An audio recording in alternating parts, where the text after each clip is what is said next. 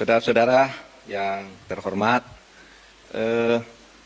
ini tadi jam 10 baru saja Presiden Republik Indonesia yang didampingi oleh Menko Polhukam dan saya dan Mensesnek menerima 7 orang anggota TP3 yang dipimpin oleh kedatangannya dipimpin oleh Pak Amin Rais, tapi pimpinan TP3-nya itu sendiri adalah Abdullah Yahamahua. 7 orang tadi yang datang, Pak Amin Rais, Pak Abdullah Yahamahua, kemudian Pak Marwan Batubara, kemudian ada Kiai Muhyiddin. Dan yang 3 karena pakai masker kita nggak tahu satu persatu, tetapi ada 7 orang tadi. Intinya mereka menyampaikan 2 hal atau 1 hal pokok, yaitu soal terbunuhnya atau tewasnya 6 laskar FPI yang itu diurai dalam 2 hal. Pertama, harus ada penegakan hukum sesuai dengan ketentuan hukum, sesuai dengan perintah Tuhan bahwa hukum itu adil, dan yang kedua ada ancaman dari Tuhan kalau orang membunuh orang mukmin tanpa hak, maka ancamannya neraka jahanam. Itu kemudian diurai apa yang terjadi. Pertama, 7 orang yang diwakili oleh Pak Amin Rais dan Pak Marwan Batubara tadi mereka menyatakan keyakinan telah terjadi pembunuhan terhadap 6 laskar FPI, dan mereka meminta agar ini dibawa ke pengadilan HAM karena pelanggaran HAM berat. Itu yang disampaikan kepada Presiden. Pertemuan berlangsung tidak lebih atau tidak sampai 15 menit. Bicaranya pendek dan serius gitu. Hanya itu yang disampaikan oleh mereka, bahwa mereka yakin telah terjadi pembunuhan yang dilakukan dengan cara melanggar HAM berat, bukan pelanggaran HAM biasa, sehingga 6 laskar FPI itu meninggal. Lalu Presiden menyatakan bahwa Presiden sudah minta Komnas HAM bekerja dengan penuh independen dan menyampaikan kepada Presiden apa yang sebenarnya terjadi dan apa yang seharusnya dilakukan oleh pemerintah. Dan Komnas HAM itu sudah memberikan laporan dan 4 rekomendasi. 4 rekomendasi itu sepenuhnya sudah disampaikan kepada Presiden agar diproses secara transparan, adil, dan bisa dinilai oleh publik. Yaitu bahwa temuan Komnas HAM yang terjadi di Cikampek, Tol Cikampek kilometer 50 itu adalah pelanggaran HAM biasa. Pak Marwan Batubara tadi mengatakan mereka yakin 6 orang ini adalah warga negara Indonesia. Oke, kita juga yakin.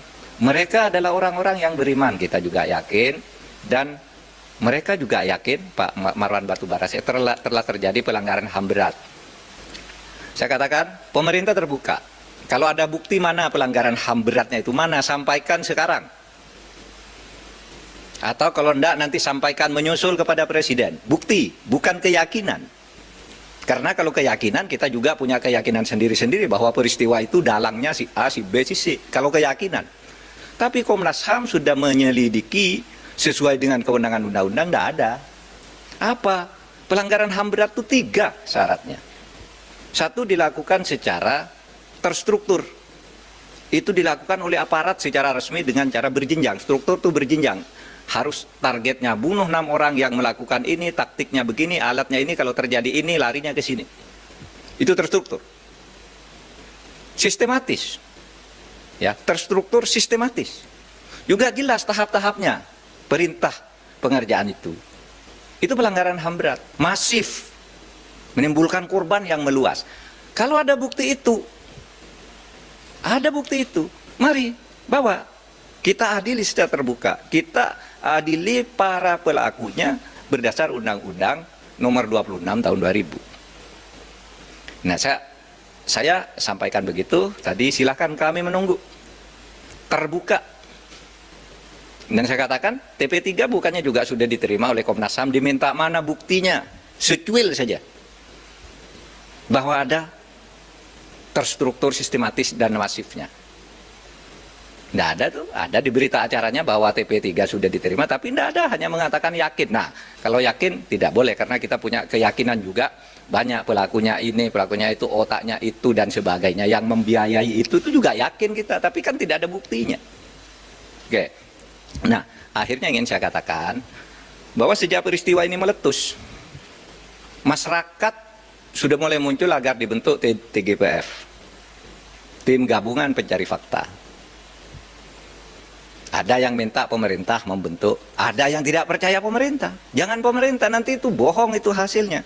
Maka waktu itu Presiden mengumumkan sesuai dengan kewenangan yang diberikan oleh undang-undang, silakan Komnas HAM bekerja sebebas-bebasnya, panggil siapa saja yang merasa punya pendapat dan punya bukti, yang merasa punya keyakinan, panggil, nanti sampaikan ke Presiden apa rekomendasinya. Presiden, pemerintah sama sekali tidak ikut campur, tidak pernah minta agar Komnas HAM menyimpulkan ini, menyimpulkan itu, tidak.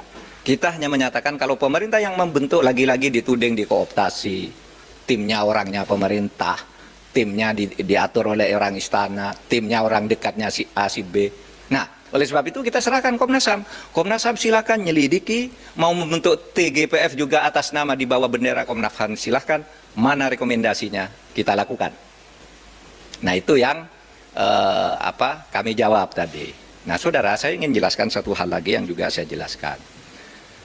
Ada tertawaan publik semula, ya. Masyarakat banyak yang ngejek, nyinyir gitu. Kenapa kok orang mati dijadikan tersangka? 6 laskar itu kan dijadikan tersangka oleh polisi. Itu hanya konstruksi hukum, dijadikan tersangka sehari, kemudian sesudah itu dinyatakan gugur perkaranya. Karena apa? Karena konstruksi hukum yang dibangun oleh Komnas HAM itu ada orang yang terdiri atau yang bernama Laskar FP itu kemudian itu memancing aparat untuk melakukan tindak kekerasan dan membawa senjata.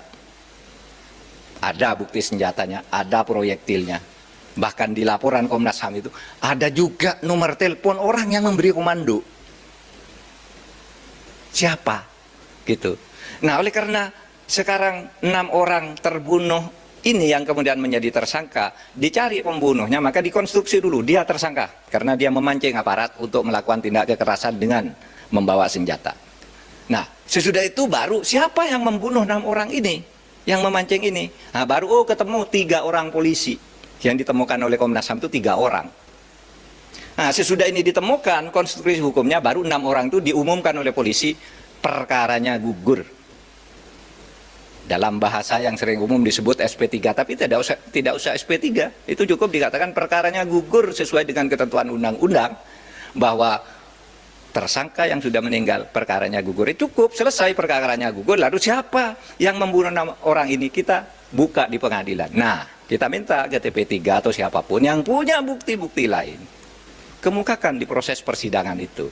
Sampaikan melalui Komnas HAM. Kalau ragu terhadap polisi atau kejaksaan, sampaikan di sana. Itu. Tapi kami melihat yang dari Komnas HAM itu sudah cukup lengkap. Assalamualaikum warahmatullahi wabarakatuh.